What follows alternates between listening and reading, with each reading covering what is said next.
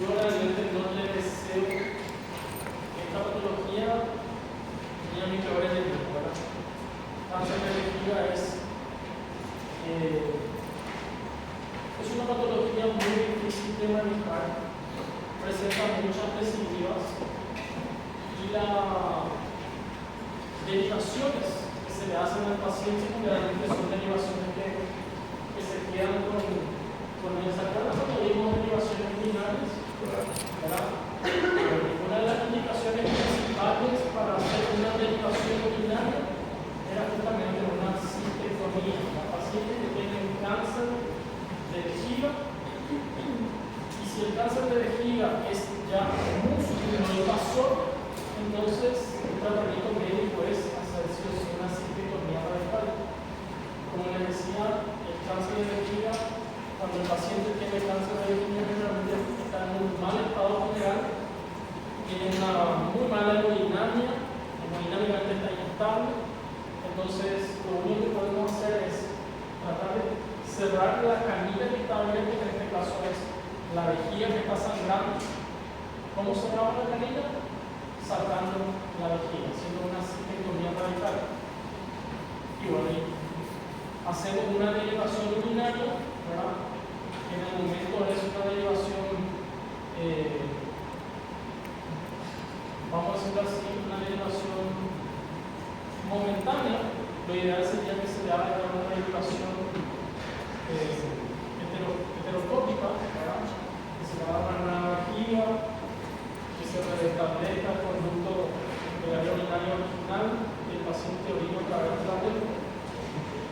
Pero lo que máximo podemos hacer en el momento es una ureterostomía bilateral cutánea. Ya hemos visto que podemos hacerlo ubicando los uréteres en los flancos, derecho e izquierdo, o haciendo una anastomosis a piel, ¿verdad? En el hipobáctero, en cañón de escopeta, cuando los dos uréteres aproximamos uno al lado del otro y lo anastomosamos en el hipobáctero. Básicamente es una patología que puede afectar todo el urotelio, ¿sí? El cáncer de vejiga puede invadir pelvis y hasta la misma uretra. Bueno, la uretra se comprende, ¿verdad? ¿Por qué? Porque ¿cuál es la dirección de la orina? De vejiga pasa por uretra al exterior, ¿verdad?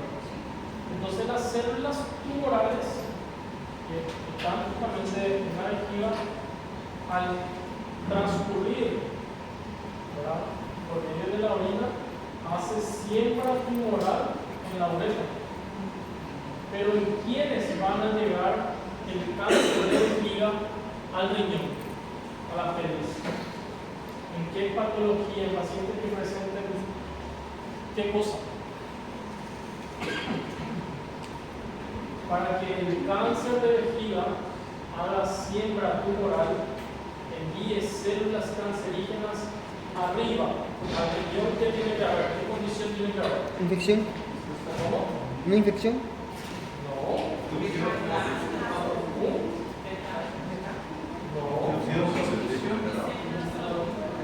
No. Retención urinaria. Tampoco. ¿Cuál es la dirección de la orina? La orina se produce en el riñón y desciende por el uréter y se acumula en la vejiga. Posteriormente, ya sabemos que sale por la uretra. Si hay cáncer en la vejiga, ¿verdad?, hace siembra tumoral, las células tumorales del cáncer de vejiga migran, se transportan a la orina por la uretra hacia el exterior. Entonces, por eso va a colonizar a la uretra. Es lógico, ¿verdad?, que colonice entonces a la uretra un tumor que se encuentra en la vejiga. Pero también puede colonizar a la pelvis, acá arriba. ¿En qué paciente que tengan qué patología para que el tumor que se encuentra en la vejiga migre por la orina? Estas células tumorales migren a la orina y suba a invadir el riñón. Estenosis uretral. Estenosis uretral. Y no sé, que lo llene.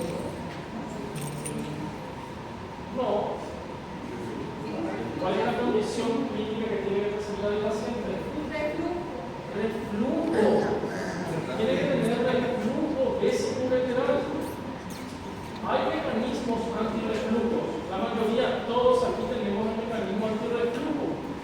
La orina que se acumula en la vejiga difícilmente va a subir aquí arriba otra vez al riñón, porque tenemos mecanismos antirreflujo.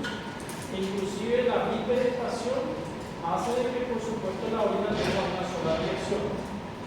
Pero en los pacientes que tengan la enfermedad o tengan el reflujo vesicoureteral, entonces la orina puede ascender nuevamente al riñón. Y dentro de la orina vienen las células tumorales y empiezan a sembrar, a invadir el tejido, a invadir el epitelio. Entonces, por eso puede afectar toda la vía urinaria un cáncer de vejiga. ¿Okay? Bueno, la incidencia es más frecuente en los hombres, 3 a 1, en las mujeres. Ocupa el segundo lugar de neoplasias más comunes del aparato urinario. El cáncer de vejiga también es mucho más frecuente en los pacientes de tez blanca. Epidemiológicamente, la edad es un factor de riesgo, se presenta también entre la 6ª y 7ª década de vida. ¿Sí? En el momento de hacer el diagnóstico, el 85% de los casos se encuentra localizado el tumor dentro de la vejiga y un 15% ya hace metástasis. Y, por supuesto, puede haber cáncer de vejiga en pacientes jóvenes, yo todavía no lo he visto. Pero en los menores de 30 años se presentan con un patrón histológico mucho más diferenciado. Acuérdense que cuando mejor diferenciado esté la célula, es de mejor pronóstico. Cuanto menos diferenciados sean las células tumorales, es más agresivo. Entonces los jóvenes están más bien diferenciados y el comportamiento, por supuesto, es más benigno, es mucho más bonito. Bueno, la patogenia, la transformación tumoral es un proceso que ya sabemos tiene varios pasos, ¿verdad? Evidentemente hay un metabolito o hay un factor que inicia la división celular anormal, ¿sí? Entonces induce cambios en el ADN celular para transformar esa célula en tumor. Hay una transferencia básicamente alterada, ¿verdad?, del ADN al ARN. Y posteriormente eso ya empieza a alterar justamente toda la batería celular para lo que sería en este caso la síntesis de tanto proteicas como todo lo que sería la funcionalidad de una misma célula. Empieza a haber cambios, alteraciones, desvíos de lo que serían los pasos normales y de un epitelio normal básicamente va a progresar a una metaplasia celular. ¿Cuáles son los factores predisponentes para el desarrollo de un cáncer de vejiga? Lo que les decía, aquí el factor principal para desarrollar el cáncer de vejiga es el hábito de fumar. Yo le dije, si fumar no te da cáncer de pulmón, te va a dar cáncer de vejiga, sí o sí. E inclusive muchos que fuman, que dejaron de fumar, pero tuvieron muchos años fumando, tuvieron una gran cantidad de cigarrillos, ¿verdad?, no tienen cáncer de pulmón. Sus pulmones son limpios y tienen un enorme tumor de vejiga. Entonces, si no te da cáncer de pulmón, te vas a morir de cáncer de vejiga. Y repito también, hoy en día el vapor, el famoso vapeador, las personas que usan el vapor, porque en teoría supuestamente es más inofensivo, ya está científicamente comprobado que da la misma característica que un paciente que fuma un cigarrillo. La incidencia entre fumadores está por ser mayor que en los que no fuman. Hoy en día este porcentaje básicamente ya es miti y miti, ¿sí? La mitad para varones y la mitad para las mujeres, porque también las mujeres hoy en día fuman bastante. El riesgo se relaciona, por supuesto, con la cantidad de cigarrillos, la duración y el grado de inhalación del humo.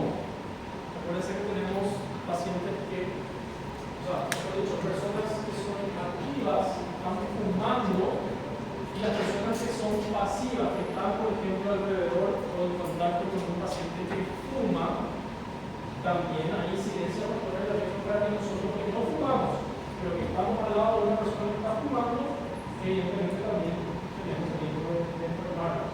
Por eso, hoy en día hay restaurantes, hay locales donde son exclusivos para áreas fumadores y hay otras que son exclusivos para áreas no fumadores. Y aunque hoy en día ya todos sean no fumadores.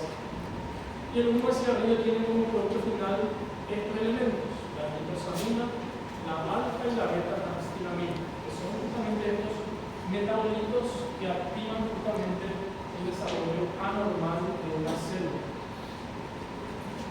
La exposición también profesional, como la enfermedad ocupacional, y un 20%, se necesitaría un periodo de exposición latente cancerígeno por lo menos mínimo 2 años y un prolongado periodo de latencia entre 20 y 40 años para producir los efectos. En quienes, en los que trabajan en la minería, industria química, plástico, textiles, pinturas, colorantes, son los más expuestos. El uso de la fenacetina, este medicamento de uso analgésico, también para su forma de uso crónico, también produce alteraciones en la metaplasia celular.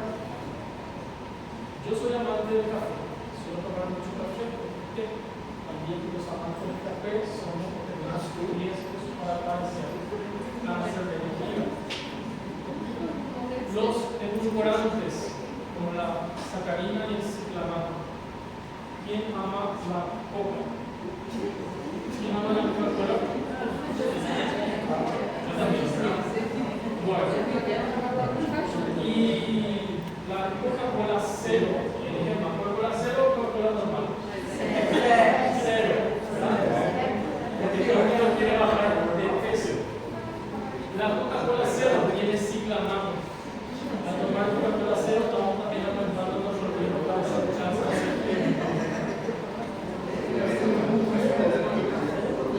Entonces, de algo hay que morir, ¿verdad? Coca-Cola cero. No, en serio, es mucho más sano consumir Coca-Cola normal que Coca-Cola cero, porque Coca-Cola cero utiliza ciclamato para reemplazo justamente del azúcar. Ahora bien, eso va a depender de cada uno, ¿verdad? Si uno quiere bajas calorías, ¿verdad? Evidentemente necesitando un proceso de dieta y consumir bajas calorías, bueno, tiene el Coca-Cola cero. Pero aunque eso nada más la consecuencia de que eso a la larga va a producir también efectos, podemos desarrollar cáncer de vejiga. Y eso está científicamente comprobado. ¿Por qué? ¿Por qué no nos dicen, verdad? Esa es la cuestión. ¿Quién va a competir contra la multinacional Coca-Cola? Coca-Cola paga a la OMS justamente campañas multimillonarias. Y evidentemente Coca-Cola no va a luchar, o sea, no va justamente, la OMS no va a tener un dictamen en contra de un patrocinador muy importante como es Coca-Cola.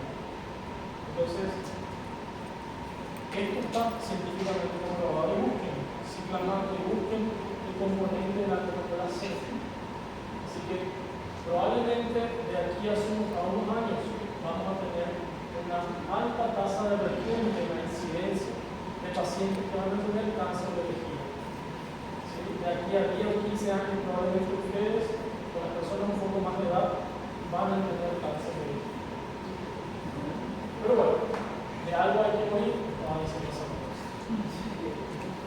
Las cistitis crónicas, los catéteres de uso de litiasis o parásitos vesicales que pueden también constatarse, también causan alteraciones en la división celular del epitelio vesical.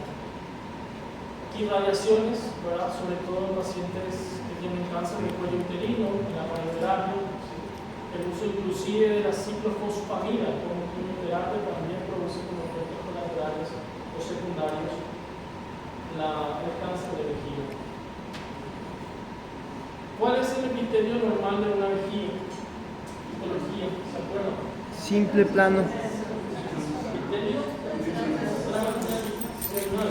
¿Eso qué significa?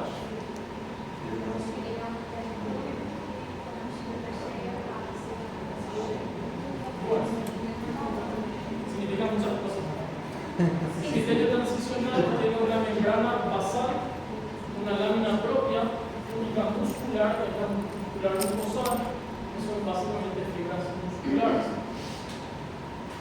Y el músculo, propiamente dicho, que lo denominamos músculo detrusor de la vena. Es importante tener esa característica de mucosa, submucosa, muscular, ¿verdad? Porque el tumor normalmente se origina en el epitelio, en la mucosa, ¿sí? Y posteriormente va invadiendo en profundidad a las demás capas. Entonces tenemos mucosa, submucosa y muscular, ¿sí? Y repito, el tumor crece en la mucosa. Ahí en el epitelio empieza la transformación maligna de esa célula y va progresando a profundidad, invadiendo la capa submucosa, ¿verdad? Y la capa muscular. Bueno, tenemos las famosas displasias uroteriales que no son considerados tumores, son más bien tumores benignos, pero no son malignos de por sí.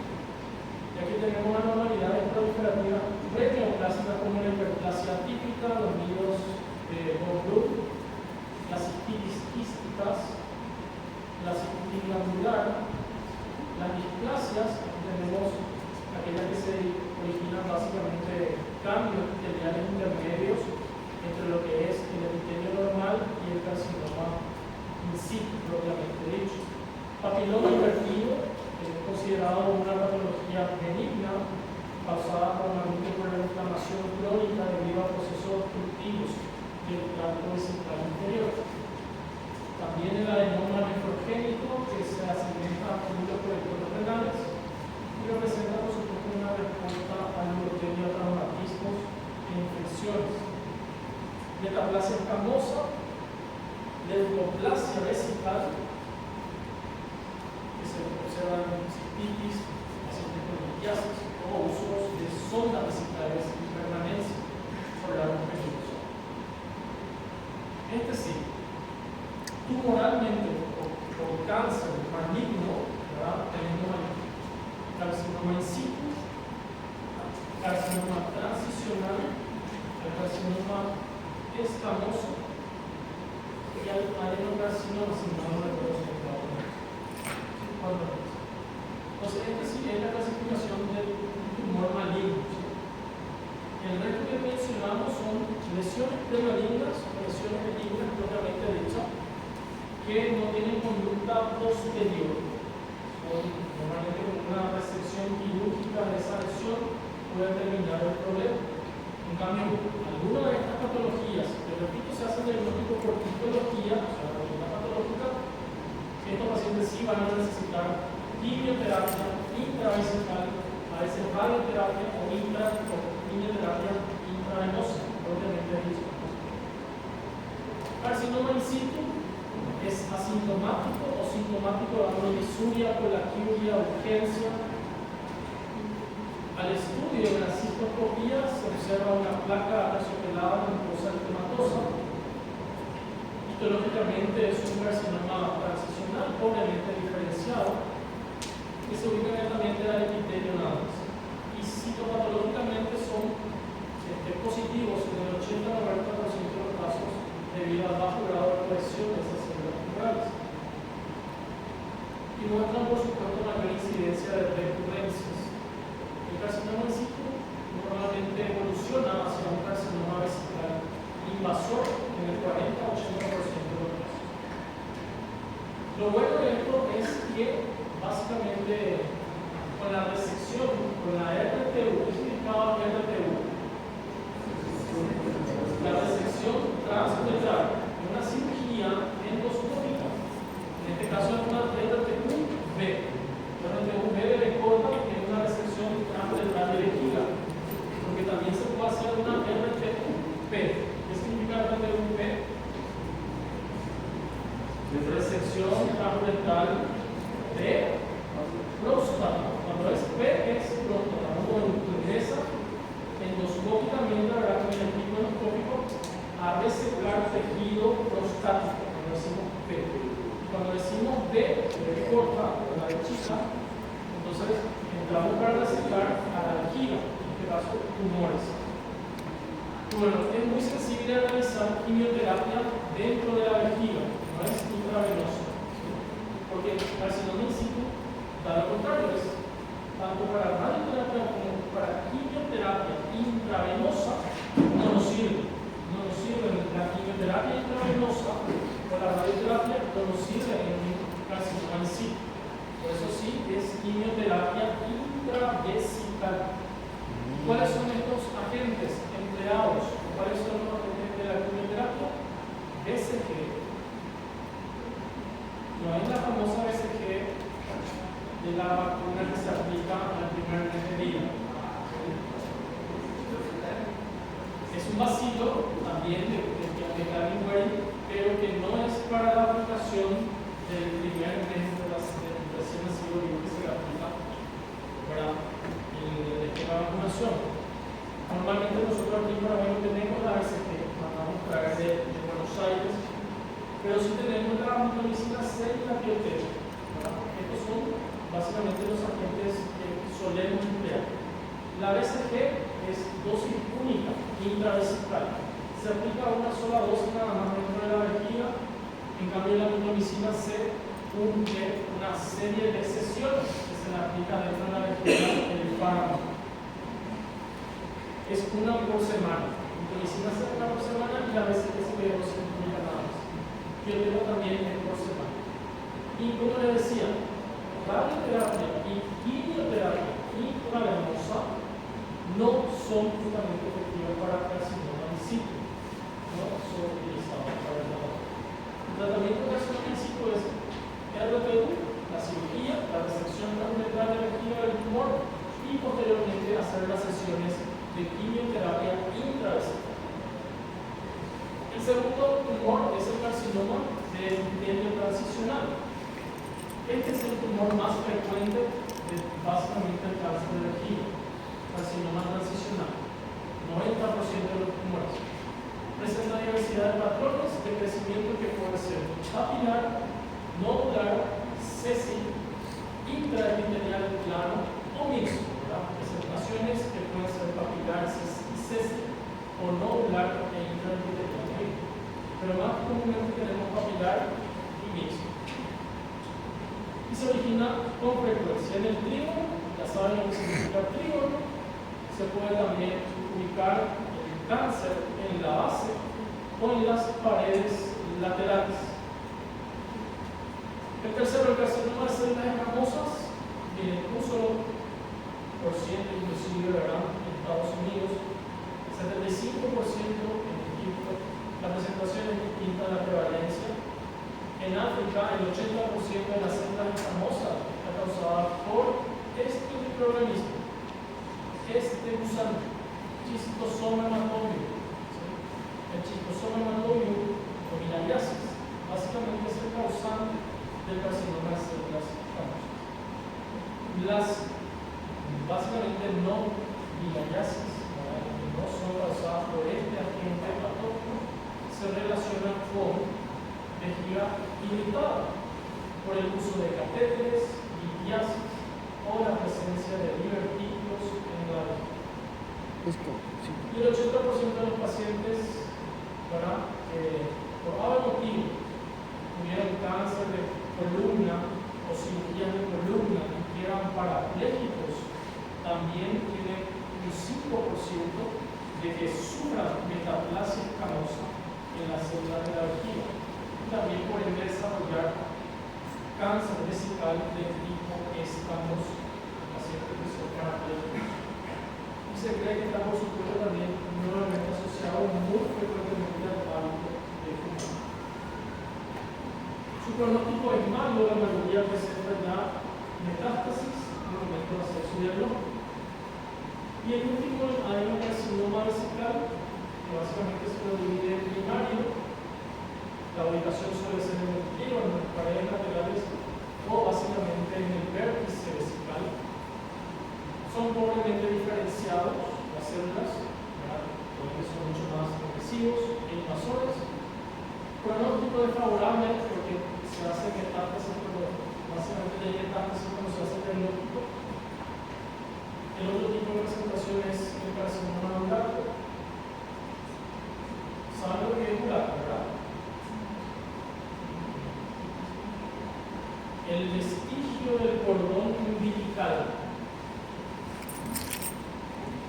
Cuando nosotros estamos en la panza de la mamá, nosotros por medio de qué nos alimentamos, del cordón umbilical, ¿verdad? Y eso posteriormente se secciona cuando nacemos. Y el ombligo, ¿verdad?, queda conectado todavía por dentro con la vejiga. ¿Ok? Y eso se cierra. Se tiene que cerrar, se tiene que reabsorber. En la mayoría ocurre eso. Pero cuando persiste esa comunicación del ombligo, entonces es uraco. Y ese uraco puede otra vez magnificarse. Por eso entonces invadir lo que sería a la vejiga. El uraco, repito, es un vestigio del cordón umbilical que pueden tener una persona, rara persona puede tener. Y si tienen, bueno, se puede magnificar. Adenocarcinoma metastásico es una de las formas más comunes de adenocarcinoma vesical y pueden prevenir, o mejor dicho, provenir del cáncer de recto, de mama, de ovario, de urogénito y de próstata. O sea, todos estos cánceres dan metástasis a la vejiga. Son considerados justamente tumores malignos. Bueno, los tumores vesicales que no son epiteliales, propiamente dicho, ¿sí? El carcinoma de células pequeñas, que es un tumor biológicamente agresivo con invasión vascular y muscular en fase temprana, y se debe descartar la presencia del cáncer de células pequeñas de pulmón. O sea que evidentemente el carcinoma de células pequeñas es más de origen respiratorio, metástasis pulmonar de un cáncer de pulmón a vejiga. No responde bien a quimio y radioterapia. El carcinosarcoma, también tumores altamente malignos, también de ritmos mesenquimatosos y epiteliales. Pronósticos desfavorables, son también resistentes a quimio y radioterapia. Carcinoma metastásico, como ya dijimos, pueden provenir de la próstata, ovario, útero, colon, pulmón, mama, estómago, todos los tipos de cáncer que den metástasis a la vejiga.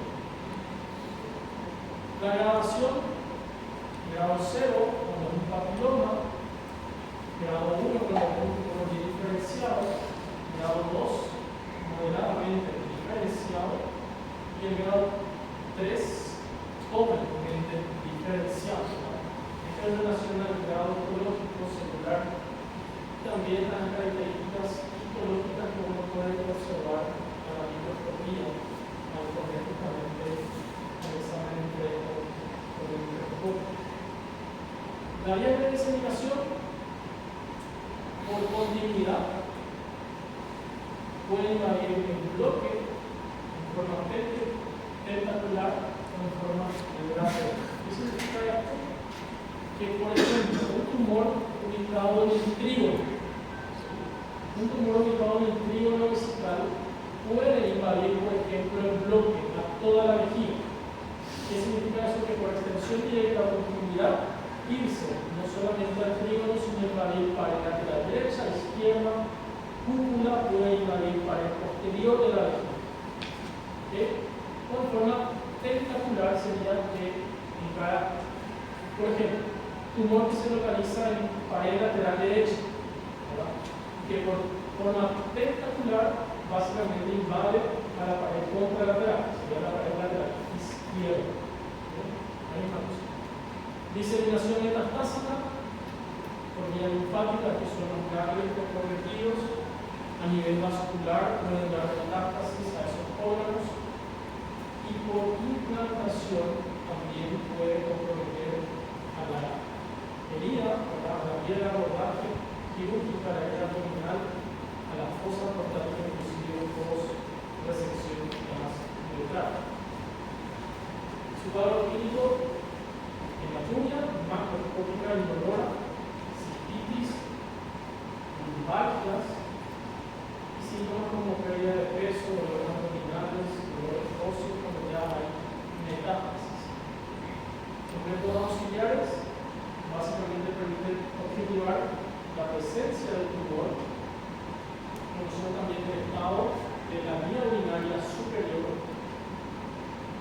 Evaluar, por supuesto, si nuestra lesión es solamente epitelio o invade la capa muscular.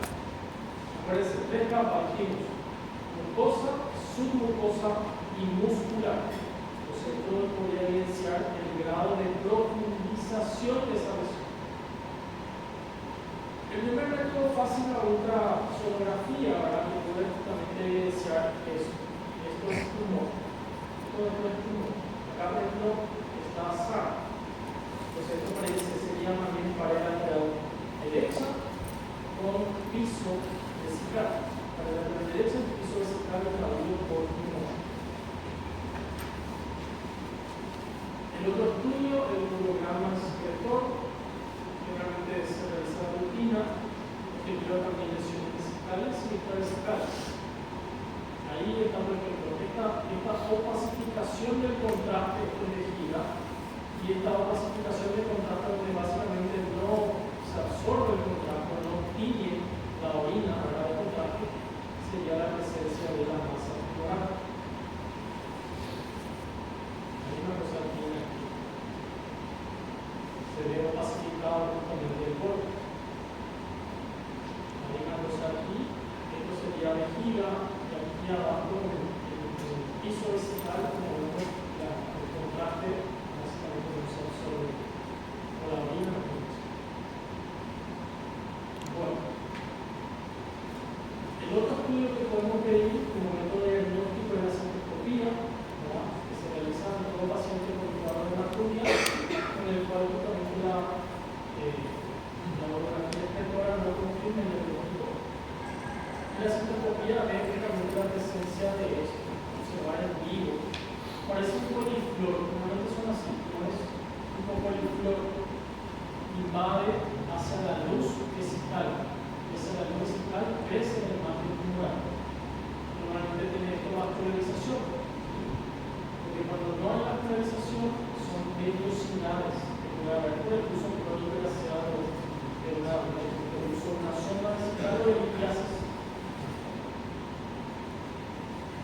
Y acá, por ejemplo, el tumor está dentro del meato ureteral, que se encuentra dentro del meato ureteral. Y acá dentro de la vejiga son así como coliflor, igualitos. También se puede hacer justamente el PAP, sería la orina, que es la citología objetiva, para pacientes que siempre tengan síntomas cognitivos de forma crónica. 15% a falsos negativos atribuibles a tumores de bajo grado. Y por supuesto la exploración quirúrgica, que es justamente el elemento principal para hacer el diagnóstico definitivo, histológicamente hablando. Y el estudio, mejor dicho, la técnica operatoria es la de RPU, la resección transuretral. Paso obligado para poder justamente hacer el diagnóstico de esta enfermedad. ¿Por qué? Porque evidentemente al resecar el tumor y indicar que es una anatomía patológica vamos a tener el nombre del tumor, qué tipo histológico tenemos. Vamos a estratificar la enfermedad, vamos a saber qué tan profundo es el grado de penetración, porque bien dijimos, el tumor, ¿dónde se desarrolla? Mucosa, submucosa o muscular. En la mucosa inicia el crecimiento de la proliferación tumoral y va penetrándose a submucosa y muscular. Cuando ya invade la muscular, es indicación para cistectomía, para sacar la vejiga. ¿Sí? Y por supuesto, de acuerdo a eso, nosotros vamos a hacer tratamiento, como le dije, calificar y tratar. Porque si ya el tumor está invadiendo la capa muscular, entonces hay que sacar esa vejiga. Pero si el tumor solamente informa anatomía patológica que el tumor invade mucosa y submucosa, probablemente entonces con el tratamiento de la RTU, el paciente ya podría decir que está siendo sanado. Pero tenía que hacer su seguimiento. Para la biopsia de la mucosa se recomienda tener muestras selectivas en áreas vecinas al tumor, en la pared opuesta, en la cúpula y en el trigo. ¿Sí? Vamos a suponer que el tumor se encuentra en la pared lateral derecha.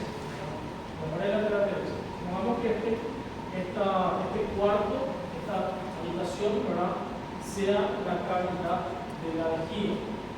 Esa pared que está hacia aquí en la derecha, esta pared que está hacia aquí en la izquierda, en la cúpula, en el piso.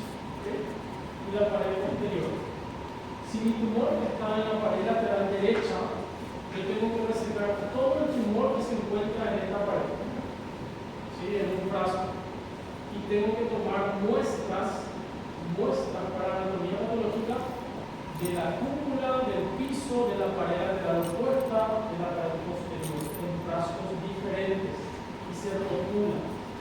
Saco una muestra del piso, eso pongo en un frasco aparte y se rotula. Piso está, se va para la anatomía patológica. Saco una muestra de la pared lateral izquierda, rotulo en un frasco aparte y se va para la anatomía patológica. La anatomía patológica me puede informar varias cosas de esas muestras, ¿verdad? Que puede haber presencia o no de tumor. Evidentemente, primero me va a informar el tumor vesical que yo presenté toda la pared lateral derecha. Va a decir qué tipo de histológicamente hablando es y que si invadió o no capa muscular. ¿Verdad? Y de las demás muestras que yo envié, me puede dar positivo para tumor o negativo para tumor. Si me da negativo para tumor, entonces quiere decir que ese paciente probablemente con la RTU ya se salva. Pero si viene positivo todas las muestras para cáncer, probablemente ese paciente sea candidato para seguir quimioterapia, ya sea intravesical o intravenosa. Bueno, este es el tumor. Y este es el ASA, ¿verdad? Con el cual nosotros, con el equipo de RTU, recetamos al tumor. Entonces, este es el tumor, pasamos este cuchillo, sacamos y quedó aquí el hueco. Este ya es el hueco nada más, ¿sí? Acá estaba justamente. Entonces, se resecó el tumor, se sacó todo, y por supuesto que se hace la resección hasta capa muscular. Hasta resecar capa muscular se debe sacar, sí o sí, sacar lo más profundo o resecar lo más profundo posible. O sea, por ejemplo, ¿esto qué sería? Mucosa. Esto submucosa y esto muscular o delusor. Este que está aquí es la grasa perivesical. Grasa perivesical, grasa tenemos varios problemas, tiene hasta el intestino, tiene grasa. Bueno, el tumor aquí está invadiendo capa mucosa, submucosa, y está teniendo raíces en la capa muscular, ¿verdad? Si yo hago una resección transversal liviana, no profunda, voy a dejar raíz. Y de aquí a unos meses es probable que este tumor todo vuelva otra vez a crecer, va a recibir. Por eso cuando hacemos la RTU, la resección, nosotros tenemos que sí o sí resecar profundo, lo más profundo posible hay que hacer la resección. Porque no sabemos que si el tumor tiene ya sus raíces en la profundidad, comprometiendo el núcleo de fusión. Bueno, método de planificación, la tomografía, ¿verdad? Que informa la extensión del tumor primario, la presencia de metástasis, la realización de la linfadenectomía, para que esta técnica para determinar el compromiso de los radios metálicos regionales, y la ecografía también para ver justamente si hay un compromiso entre más estructuras. Bueno, aquí por ejemplo hay ya metástasis, básicamente. Y el tumor de vejiga compromete básicamente lo que sería el piso y pared lateral derecha. Esta es la clasificación PNM, que básicamente es la clasificación PNM y la clasificación de Jewels, que básicamente son comparativas. No hace falta, pero no saberlo, ya sabemos que, mire, carcinoma in situ, papilar invasivo, cuando invade solamente submucosa, cuando invade la muscular superficial, cuando invade la muscular profunda, cuando invade la grasa perivesical, donde hay metástasis a otros órganos, metástasis linfáticos, etc. O sea, cuando va a una capas. Básicamente se diferencia el DNA. Esto sería lo mismo, ¿no? Entonces, este sería la luz vesical. Este tumor es mucosa, ¿verdad? Solamente mucosa, entonces sería estadio 0. Cuando el tumor invade mucosa y submucosa, estadio 1. Cuando el tumor invade mucosa, submucosa y capa superficial del defusor, estadio 2. Cuando el tumor ya invade básicamente mucosa, submucosa, todo lo que sea tejido muscular superficial y profundo, también ya la grasa perivesical, estadio 3. Y en cambio, cuando ya hace metástasis, ya es estadio 4. Entonces, hay una cosa, pero este en el otro, la clasificación de Jewett, ¿verdad? Jewett 0 sería solamente tumor confinado a mucosa. El estadio A de Jewett sería cuando el tumor invade submucosa. El estadio B1 cuando es superficial, muscular superficial. El B2 cuando es superficial y profundo muscular. Y el C cuando ya invade grasa perivesical. Diferentes formas de estadificar la enfermedad. Bueno, ¿y el tratamiento? ¿Cuál va a ser? ¿Qué hay que hacer primero? Citectomía. Hay que resecar el tumor, ¿verdad? Resecamos el tumor y si es un tumor superficial, ¿verdad? Entonces podemos hacer la RTU y opcional la quimioterapia intravesical post-RTU. ¿Cuál es la quimioterapia? ¿Cuáles son los elementos agentes que usamos en la terapia intravesical? SG, mitomicina C y biotema, que son los elementos fármacos que se usan para intravesical quimioterapia. Si el tumor es básicamente superficial, repito, estadio A o C, pero estadio 0 o A según Jewett, o clasificación A, T1 o INSI, según DN. Entonces, factor tumor superficial, factor de recurrencia o progresión, in situ, multifocal o un tumor más de 30 centímetros, se puede hacer la RTU más tratamiento actuante, que sería quimio o radio. La aplicación de SG o mitomicina C, la SG siempre es la primera elección, dosis única. Si el tumor se encuentra en un divertículo vesical, se puede hacer la cirugía del divertículo vesical. Ese divertículo vesical, si es que no logramos entrar con el equipo endoscópico del divertículo para resecar el tumor. Si el tumor se encuentra en la cúpula, en el techo, y no logramos alcanzar con el RTU, ya se puede hacer entonces parcial del techo también. Cuando ya invade el músculo, ¿verdad? Cuando invade el músculo, se hace lo que ya les dije, cistectomía, sacar toda la esquina. Aquí es superficial, invade mucosa y submucosa. Se puede hacer el RTU más quimioterapia intravesical. Pero cuando invade ya músculo, estadio B y C según Jewett, o T2 y T3 según clasificación de ADN, ya es cistectomía con derivación de al principio de la derivación. Cistectomía parcial cuando el tumor se encuentre en la cúpula o cuando la histología sea normal en el resto de la vejiga. Se puede hacer el RTU, quimioterapia intravenosa, utilizando las combinaciones de MEVAX, que es la combinación de MEVAX, mitomicina y granicina, adenosina y cisplatina, o la combinación de cisplatina con fluoxetamina, más quimio y radioterapia posteriormente. En pacientes que no tienen criterio para cirugía, o pacientes que tienen ya una edad que está contraindicada en la cirugía. Pacientes con 90 años no se operan, básicamente. Son graves. Resección completa con una cistectomía total, todo eso es tumor en la vejiga. Y el tratamiento de las metástasis.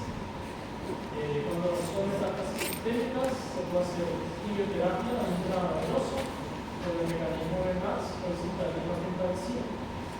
Si hay metástasis linfáticas, se hace linfadenectomía más cistectomía y quimioterapia ocular. Y si ya escapa al tratamiento médico, entonces tratamiento paliativo. Medidas generales antiinflamatorios. Si tiene algún bloqueo, alguna obstrucción, se le puede colocar un catéter de copa. Y el seguimiento de la enfermedad. ¿Sí? Si son tumores localizados en la vejiga netamente, se hace cada 3 meses la citología o ecografía por 2 años. Cumple los 2 años y luego se va a hacer la ecografía citología cada 6 meses, hasta cumplir 5 años. Si al 5º año de encontrar citología y ecografía negativa para lesión tumoral, ahí recién está de alta el paciente. La misma cosa con la citología, se realiza al 1 mes de haberle hecho una RT1 completa o a los 1 año posterior a la RT1 completa. Y después cada 6 meses hasta cumplir los 2 años. Si a los 2 años cumple cada 6 meses de citología negativa, entonces se va a hacerse una año por la hasta cumplir 5 años. Siempre es 5 años de seguimiento. Si durante esos 5 años de seguimiento no se encontró crecimiento o recidiva tumoral, entonces a mí recién se le da el alta médica al paciente. Y el tumor no tiene metástasis, por supuesto, también se hace evaluación cada 3 meses, la misma cosa de cada 6 meses. Examen físico, ecografía, radiografía, perfil, tomografía, dependiendo de donde se encuentren las metástasis. Preguntas. ¿Por qué ella no me habla?